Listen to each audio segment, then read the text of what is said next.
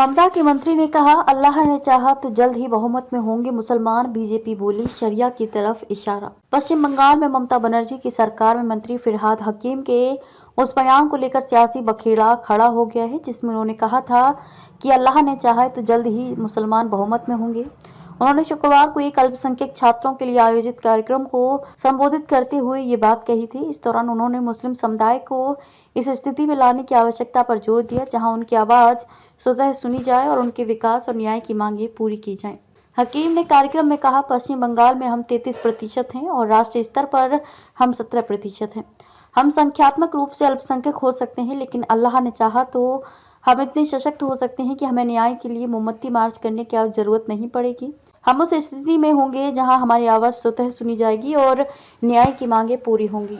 हकीम ने न्यायपालिका में मुस्लिमों के कम प्रतिनिधित्व पर चिंता जताई। कोलकाता हाई कोर्ट और सुप्रीम कोर्ट में मुस्लिम जजों की संख्या का उन्होंने जिक्र किया। उनका कहना था कि सशक्तिकरण और मेहनत के माध्यम से इस खाई को पाटा जा सकता है। हकीम के इस बयान का एक वीडियो वायरल हो गया है। हकीम पर भड़की बीजेपी, कहा शरिया कानून लाना चाहते हैं। बीजेपी के आईटी सेल प्रमुख अमित मालवीय ने हकीम के बयान की आलोचना करते हुए आरोप लगाया कि हकीम पश्चिम बंगाल और भारत में भविष्य में मुस्लिम बहुलता का इशारा कर रहे थे। उन्होंने ये भी कहा कि हकीम के बयान से यही लगता है कि मुस्लिम कानून को अपने हाथ में लेंगे, जो कि शरिया कानून का समर्थन हो सकता है। अमित मालवीय ने लिखा, कोलकाता के मेयर फिरहाद हकीम ने पहले गैर मुस्लिमों को दुर्भाग्यशाली बताया था। उन्होंने दावत-ए-इस्लाम के द्वारा हिंदुओं को इस्लाम में परिवर्तित करने का प्रयासों का समर्थन किया था।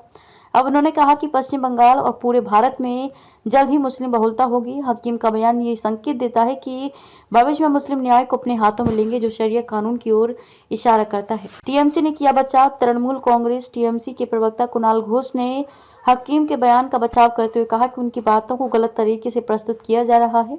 उन्होंने कहा, हकीम का मतलब था कि अल्पसंख्यक समुदाय के बड़े हिस्से का उत्थान करना ताकि वे मुख्य धारा में शामिल हो सकें और राष्ट्र निर्माण में योगदान दे सकें।